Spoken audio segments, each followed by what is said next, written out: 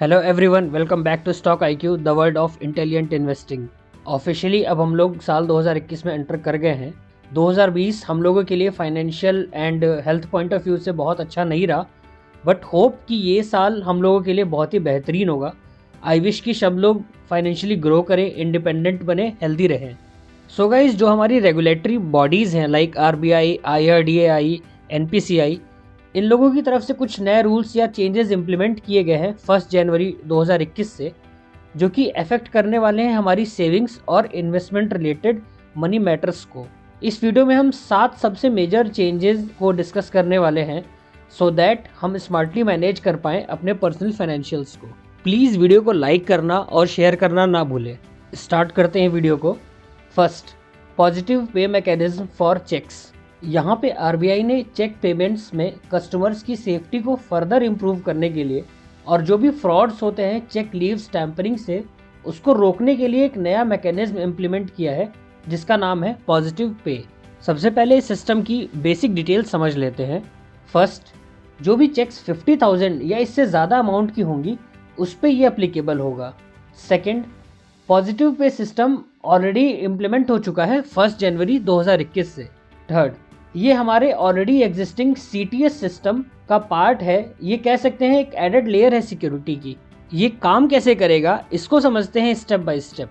सबसे पहले check issuer check issue करेगा ड्रॉई को, जैसे कि हम लोग नॉर्मली अभी तक इशू करते आए हैं।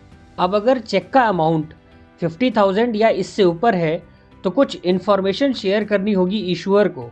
ये इन्फॉर्मेशन आपको शेयर करनी होगी थ्रू पॉजिटिव पे सिस्टम। सो अब क्या इन्फॉर्मेशन शेयर करनी है वो देखते हैं। इसमें आपको आपका अकाउंट नंबर, चेक का सीरियल नंबर, डेट, अमाउंट और बेनिफिशियरी का नाम। बेनिफिशियरी मतलब जिसको आपने चेक इशू किया है। आप ये डिटेल्स ईमेल के थ्रू या ऐप या वेबसाइट के थ्रू सबमिट कर सकते हैं, जैसा भी आपके बैंक का पॉलिसी हो।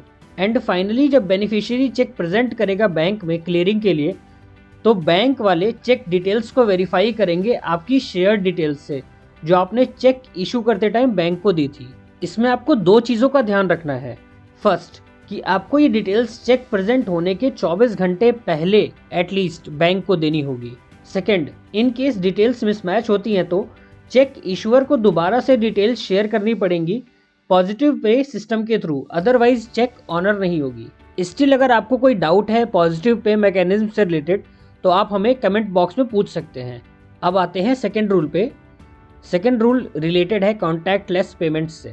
आपको पता है गवर्नमेंट आजकल काफ़ी तेज़ी से पुश कर रही है डिजिटल पेमेंट्स को, एंड ये इसी दिशा में एक और कदम है सो दैट लोग ज़्यादा से ज़्यादा डिजिटल ट्रांजैक्शंस करें।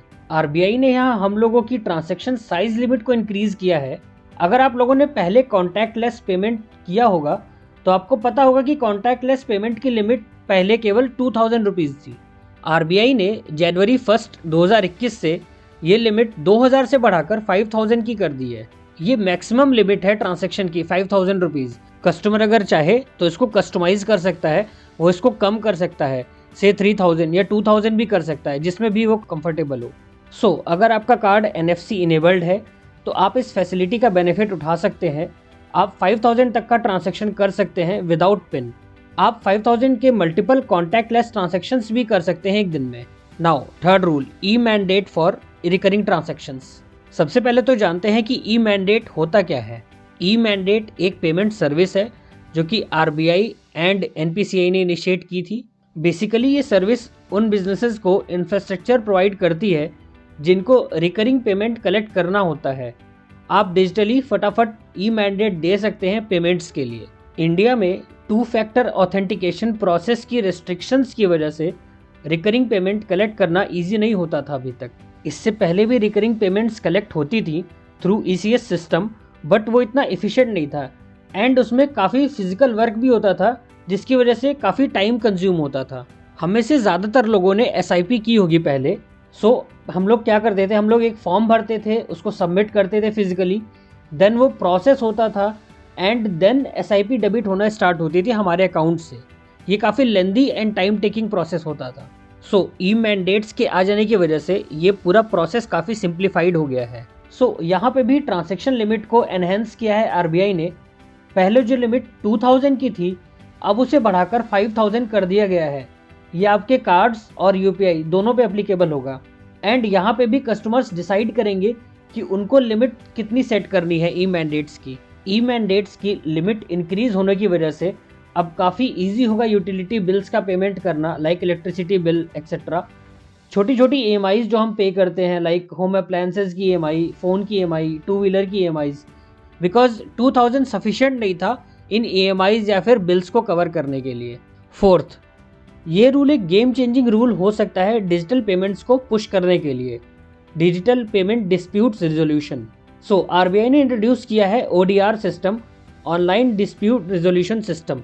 डिजिटल पेमेंट से रिलेटेड अगर कस्टमर्स को कोई भी डिस्प्यूट या ग्रीवेंसेस हैं तो ये ODR सिस्टम उसको रिजॉल्व करने में हेल्प करेगा।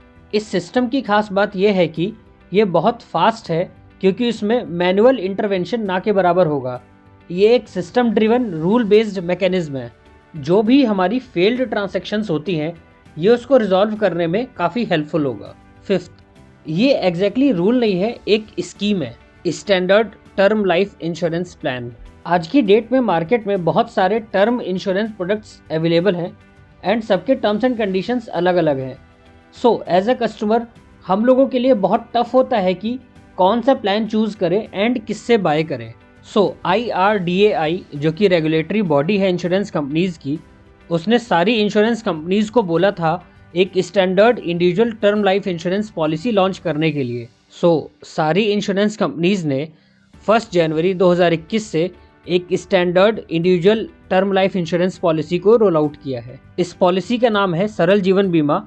इसके फीचर्स एंड कंडीशंस सबकी पॉलिसीज़ में सेम है। इस पॉलिसी में मिनिमम सम एश्योर्ड 5 लाख का है एंड मैक्सिमम 25 लाख का। इस स्टैंडर्ड प्लान में मिनिमम एंट्री एज 18 ईयर्स की है and maximum entry age 65 years. ये पॉलिसी आप 5 ईयर्स से लेकर के 40 ईयर्स तक के टर्म के लिए ले सकते हैं।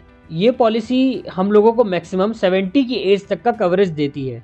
अब बात करते हैं 6th एंड 7th पॉइंट की। ये दोनों रूल्स रिलेटेड हैं म्यूचुअल फंड इन्वेस्टमेंट्स से। बात करते हैं 6th रूल की, multi cap mutual fund scheme. ये rule majorly mutual fund managers के लिए है एंड ये बेसिकली मॉडिफिकेशन है multi cap fund investment style में, बट इसका मोर और लेस इम्पैक्ट होगा हमारे रिटर्न्स पे भी। आइए जानते हैं इस रूल को।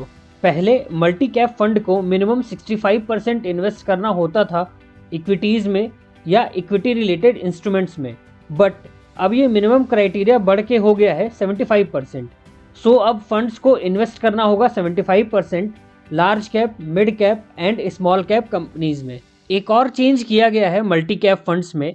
पहले लार्ज कैप, मिड कैप और स्मॉल कैप कंपनीज में कितना प्रोपोर्शन इन्वेस्ट करना है टोटल फंड का, ये क्लियरली डिफाइन नहीं किया गया था।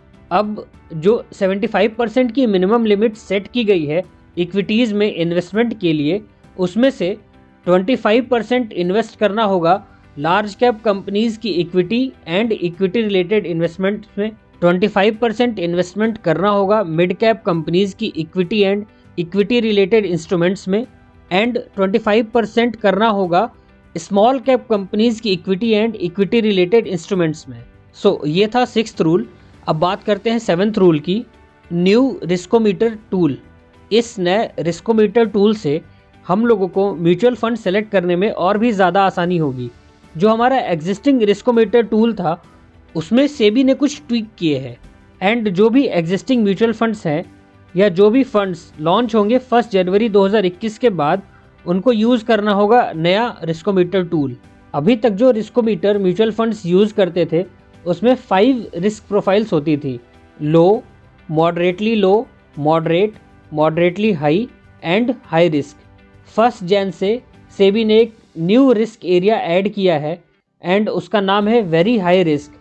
अब टोटल 6 रिस्क प्रोफाइल्स होंगी रिस्कोमीटर टूल में। गाइज ये थे 7 नए रूल्स या चेंजेस जो कि ऑलरेडी इम्प्लीमेंट हो चुके हैं 1 जनवरी 2021 से। यूज़ करें इस वीडियो में मिली सारी इन्फॉर्मेशन को स्मार्ट और इन्फॉर्म्ड डिसीजन मेकिंग के लिए। आई होप कि ये वीडियो आपको पसंद आई होगी।